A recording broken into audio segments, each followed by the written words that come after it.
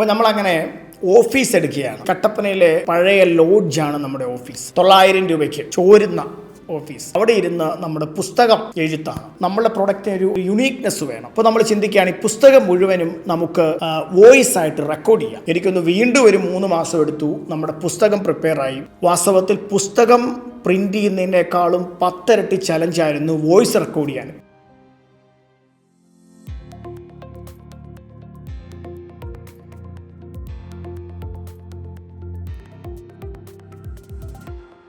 അപ്പോൾ നമ്മളങ്ങനെ ഓഫീസ് എടുക്കുകയാണ്. ഓഫീസ് എന്ന് പറയുമ്പോൾ ഈ കട്ടപ്പനയിലെ കല്ലുകുന്ന് എന്ന് പറയുന്ന സ്ഥലത്തുള്ള ഒരു പഴയ ലോഡ്ജാണ് നമ്മുടെ ഓഫീസ്.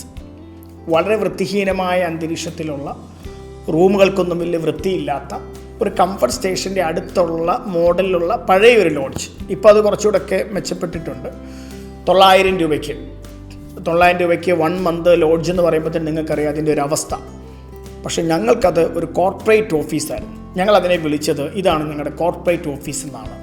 അപ്പോൾ പല സുഹൃത്തുക്കളും നമ്മുടെ കോർപ്പറേറ്റ് ഓഫീസ് എവിടെയാണെന്നൊക്കെ പറഞ്ഞ് നമ്മളെ കളിയാക്കുകയും കാണാൻ വരികയൊക്കെ ചെയ്തിട്ടുണ്ട്. പക്ഷേ എനിക്കൊന്ന് മഴ പെയ്യുമ്പോൾ ഞങ്ങൾ അതിന് ഇതിനകത്ത് കൊണ്ട് ബക്കറ്റ് വെക്കുമായിരുന്നു, വെള്ളം വന്ന് വീഴാൻ വേണ്ടി. ചോരുന്ന ഓഫീസ്.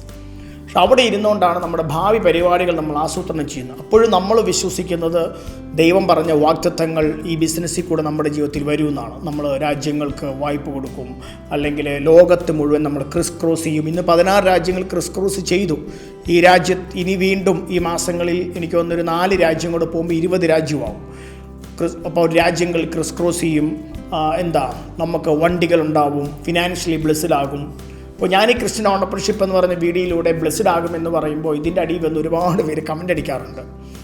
അപ്പോൾ എനിക്ക് പേഴ്സണലി പറയാനുള്ള കാര്യം, ഇത് നമ്മൾ ഫിനാൻഷ്യലി ബ്ലെസ്ഡ് ആകുമെന്ന് പറയാനുള്ള കാരണം നമ്മൾ കർത്താവിനെ ആശ്രയിച്ച് സ്റ്റെപ്പ് എടുത്ത് വെച്ച് ബ്ലെസ്ഡ് ആയ മനുഷ്യനായതുകൊണ്ടും അങ്ങനെ വിശ്വസിക്കുന്ന ജീവിതത്തിൽ വരും എന്നുള്ളത് കൊണ്ടാണ്. നമ്മൾ ചുമ്മാ ആരെങ്കിലും മോട്ടിവേറ്റ് ചെയ്യുന്നത്. It is our experience, it's our testimony. അപ്പോൾ ഈ നമ്മുടെ ഓഫീസ് എടുത്തിട്ട് അല്ലെങ്കിൽ നമ്മുടെ ലോഡ്ജ് എടുത്തിട്ട് അവിടെ ഇരുന്ന് നമ്മുടെ പുസ്തകം എഴുത്താണ്. പേപ്പറൊക്കെ മേടിച്ച് രാവിലെ തൊട്ടിരുന്ന് പുസ്തകം എഴുതുവാണ്. പുസ്തകം എഴുതി ഒരു 3 മാസം എടുത്തു.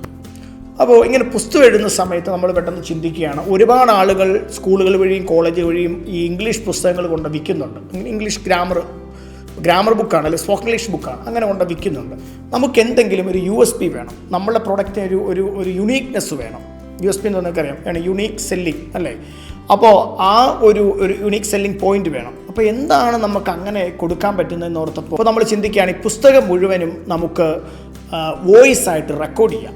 എന്നിട്ട് അതൊരു മെമ്മറി കാർഡിലാക്കിയിട്ട് പുസ്തകത്തിൻ്റെ കൂടെ നമുക്ക് ഈ മെമ്മറി കാർഡും കൂടെ ഒന്നിച്ച് കൊടുക്കാം. അപ്പോൾ പുസ്തകം വായിച്ചും പഠിക്കാം, കേട്ടും പഠിക്കാം. അങ്ങനെ ഞങ്ങളെ സംബന്ധിച്ച് വലിയൊരു ഇന്നോവേഷനാണത്.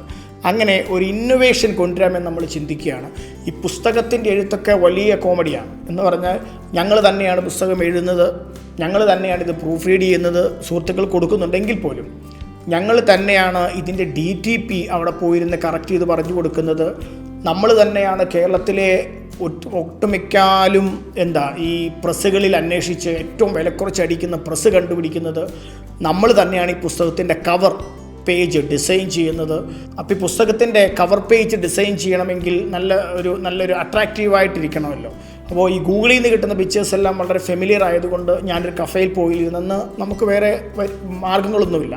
അപ്പോൾ കഫേയിൽ പോയിരുന്ന് ഏതോ ഒരു റാൻ സ്കൂളിൻ്റെ വെബ്സൈറ്റിൽ കയറി അവരുടെ കുട്ടികളുടെ ഫോട്ടോ ഡൗൺലോഡ് ചെയ്തെടുത്ത് പ്രസ്സിൽ കൊണ്ട് വെച്ച് ഒക്കെയാണ് ഈ പുസ്തകത്തിൻ്റെ കവർ ഡിസൈൻ ചെയ്തേക്കുന്നത്. അപ്പോൾ അതിന് ലോഗോ പോലും ഈ പ്രസ്സുകാരന് പ്രോപ്പർലി പ്ലേസ് ചെയ്യാൻ പറ്റാത്തതുകൊണ്ട് അവിടെ ഒരു വെള്ള വട്ടം ഇട്ടിട്ട് ആ വട്ടത്തിനകത്ത് ലോഗോ ഒക്കെ വെച്ച് ഇന്ന് എത്രയോ ലോഗോകൾ നമ്മൾ ഡിസൈൻ ചെയ്തിരിക്കുന്നത്, ഇൻ്റർനാഷണൽ സ്റ്റാൻഡേർഡുള്ള.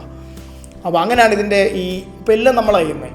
അപ്പോൾ പുസ്തകം എഴുതുന്നത് നമ്മൾ, പ്രൂഫ് റീഡ് ചെയ്യുന്നത് നമ്മൾ, DTP എടുക്കുന്നത് നമ്മൾ, അതിൻ്റെ കവർ ചട്ടയും ബ്ലർബും ബാക്ക് സൈഡും ഒക്കെ ഡിസൈൻ ചെയ്യുന്നത് നമ്മൾ. വി ഡു എവരിത്തിങ്, നമ്മളാണ് എല്ലാം ചെയ്യുന്നത്. അങ്ങനെ എനിക്കൊന്ന് വീണ്ടും ഒരു 3 മാസം എടുത്തു. നമ്മുടെ പുസ്തകം പ്രിപ്പയർ ആയി. ഇനി പുസ്തകം പ്രിപ്പയർ ആകുന്ന കഴിഞ്ഞിട്ടാണ് നമ്മളിത് വോയിസ് റെക്കോർഡ് ചെയ്യുന്നത്.